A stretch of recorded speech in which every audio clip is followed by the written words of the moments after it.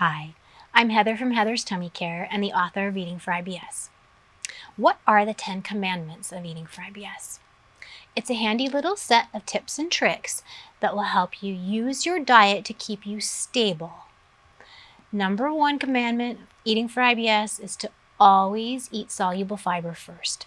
When your stomach is empty, as the basis of all snacks and meals, use your soluble fiber foods to help keep your gut calm. The second commandment is to minimize your fat intake. You don't want to go fat-free, but fat is a very powerful GI stimulant, so try to get your fat calories down to about 25% of your diet. If you're really struggling, you may have to drop it a little bit lower. If you're stable, I still wouldn't go above 30%. High-fat foods are always going to really increase the rate of peristalsis, and that means you can trigger spasms and cramps and then set off diarrhea or constipation. So low fat, not fat-free. The third commandment, never eat high-fat foods on an empty stomach. Always have them with your soluble fiber-safe foods. Use your soluble fiber to force normal bowel motility, even in the face of stimulants like high fats. The fourth commandment, eliminate all of the big triggers. The red meat, dairy, deep-fried foods, coffee, even decaf, soda pop, egg yolks, artificial sweeteners, alcohol. Take them all out of your diet, get stable, see if you have any kind of tolerance for them at all. You might not, you might have a little flexibility and freedom, but take the trigger foods out to get stable in the first place.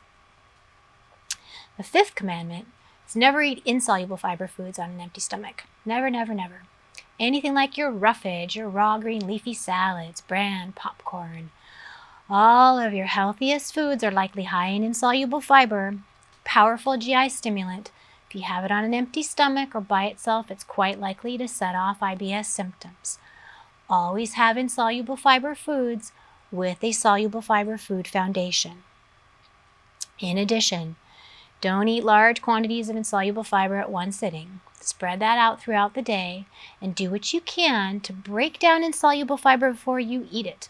So chop, cook, blend, puree, all of those foods, whatever it takes to mechanically break down the insoluble fiber before you even put it in your gut will minimize the effects that it has, and you'll be able to eat a lot more of those really healthy fruits and veggies that you have to get in your diet, but you need to get without setting off IBS. The next commandment is to eat small portions frequently and calmly and hopefully happily.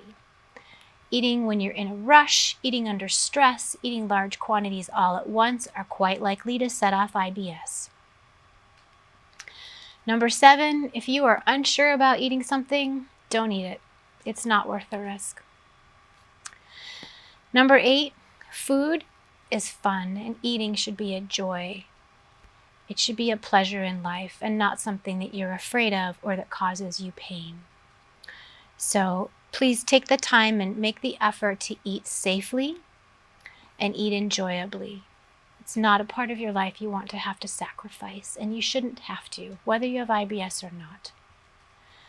The 9th commandment is remember that you and you alone control your diet. It's up to you what you put in your mouth. No one can make you eat something that you don't want to, so don't let them. And frankly, it's better to be rude or ungrateful than to be sick. The last commandment is to practice creative substitution, never deprivation. Eating for IBS is not about what you can't eat or what you shouldn't eat. It's about how you can eat in order to have really good food and not feel like you're denying yourself or missing out on a joyful part of life.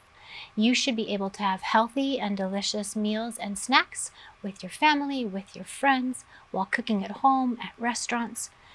If you just practiced a little creative substitution and not deprive yourself. So substitute for the triggers. Instead of dairy, use replacements, rice milk, soy milk, oat milk, almond milk, whatever you tolerate.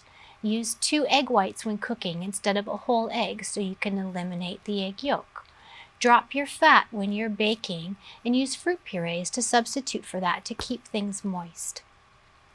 You can bake with cocoa powder instead of solid chocolate to make safe sweets.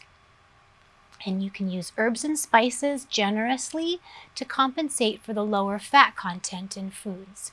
You don't have to eat bland foods to eat safely for IBS, not at all. You shouldn't have to sacrifice flavor or fun in order to stay healthy. So, take a look at your 10 commandments of eating for IBS. Try to follow them and see if that doesn't help keep your gut calm and stable day in and day out. And as always with IBS, remember as well, you are not alone.